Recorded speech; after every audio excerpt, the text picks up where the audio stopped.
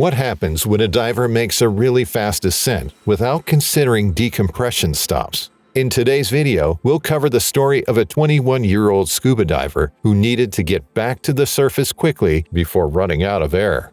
Unfortunately, he was faced with the consequences after he got back to the surface. Stick around till the end to find out what happened to him.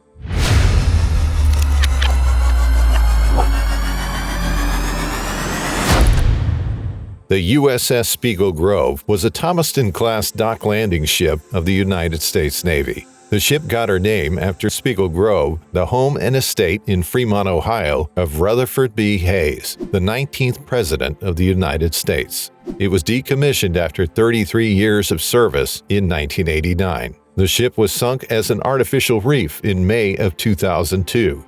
The shipwreck is now located on the Dixie Shoal, about 6 miles from the Florida Keys National Marine Sanctuary. The ship is about 510 feet long and 84 feet wide. The top deck is about 60 feet below the surface of the water. The hull is a labyrinth inside the deck, which is about 135 feet underwater. Reduced visibility to nearly zero visibility is very common in Spiegel Grove whenever silt is kicked up. The wreck is only advisable for advanced divers because of the depth of the wreck. At the time of the dive, 21-year-old Matthew DeFleeger was a student at Calvin College and hailed from Grand Rapids, Michigan. Matthew was also a scuba diver and had about 5 or 6 years of diving experience. He had dived several times at Jules Undersea Lodge near Key Largo off the Florida Keys. He also dived off Australia's Great Barrier Reef. His newest planned dive adventure, a close-up view of the shipwreck. He desired to have first-hand knowledge about the USS Spiegel Grove. On December 28, 2010, Matthew DeFleeger, Andrew, his twin brother, and Robert, their father, all went on a dive adventure to the USS Spiegel Grove. Their dive went smoothly, and the trio was enjoying life below water. Father Robert didn't stay too long as he was diving with a smaller air cylinder, so he left the duo in the deep to enjoy their dives while he ascended to the surface. Matthew and his twin brother Andrew were watching the lovely sight of fish that were swimming close to the shipwreck at a depth of about 135 feet. While Matthew and Andrew were still enjoying their adventure underwater, Matthew was shocked to discover that he was already low on air. Panic gripped Matthew's heart. All of his thoughts were on how to return to the surface before he ran out of air. He was just desperate to get out of the deep. His fear could have been triggered by remembering the deaths of several divers who had run out of air while diving. Matthew wouldn't want this to be his case, so he was going to find a way out of the deep before his fate became like theirs. Matthew told his brother Andrew that he needed to go back to the surface, so he left his brother and started his ascent, not considering the need for him to conserve his air while still being able to safely surface. Matthew chose to go by finning ascent, which is a quick ascent done by divers in case of an emergency need to return to the surface.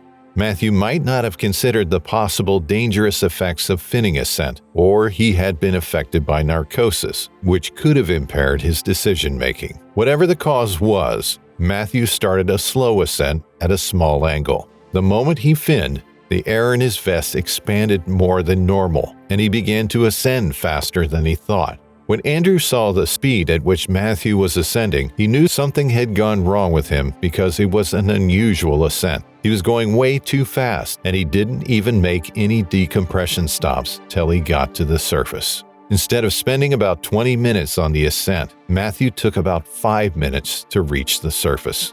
Every diver knows what the consequences would be when you're going back to the surface too quickly. This wasn't anything different from what Matthew would also experience after the quick ascent, maybe even worse. Matthew got to the boat and took off his swim fins. Then he began to feel some uneasiness in his body. He began to have short breaths, gasping for air, and he noticed that there was numbness in his chest and torso. He also lost sensation in his legs. When the case began to aggravate, they immediately called the U.S. Coast Guard to intervene. Soon, an ambulance was sent to them at the seaport to pick up Matthew and take him to the hospital. You may not have to wait for a diagnosis before you have an insight into what Matthew was going through. He had a quick ascent, which resulted in decompression sickness, also called the bends. This is a situation whereby nitrogen bubbles are formed in the bloodstream, resulting in a lower surrounding pressure for the tissues. This usually happens during a quick ascent. Matthew was partially paralyzed because nitrogen bubbles were formed in his spine, not in the bloodstream like it is often recorded in decompression sickness. Right from his chest downward, he had no sensations. He was completely numb.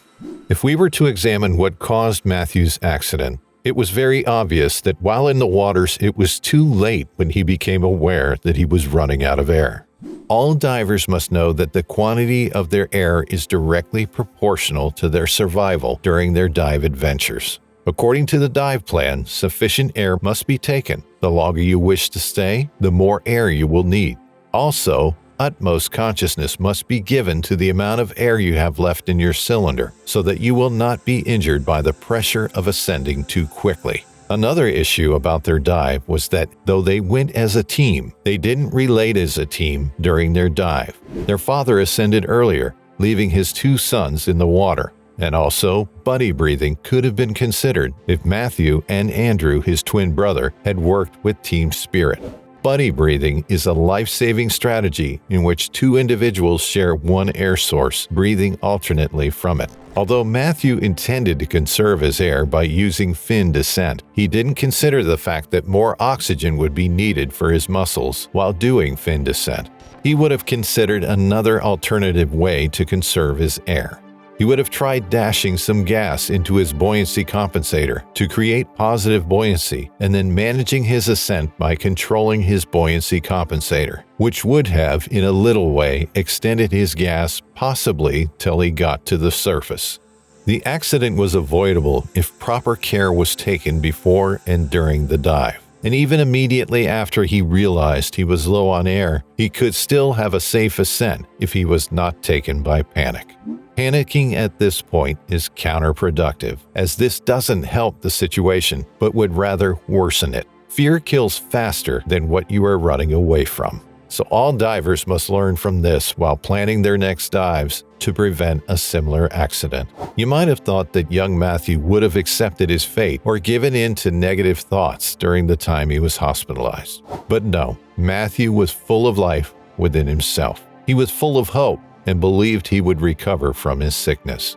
He wasn't the only positive personality in that situation. His family and friends shared the same spirit with him.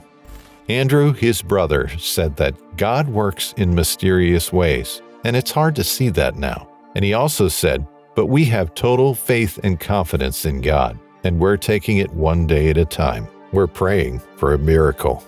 After some recovery, Matthew was moved out of Jackson Memorial Hospital's Neuroscience Intensive Care Unit to a rehabilitation hospital where he would be restored to normal health through a series of therapies.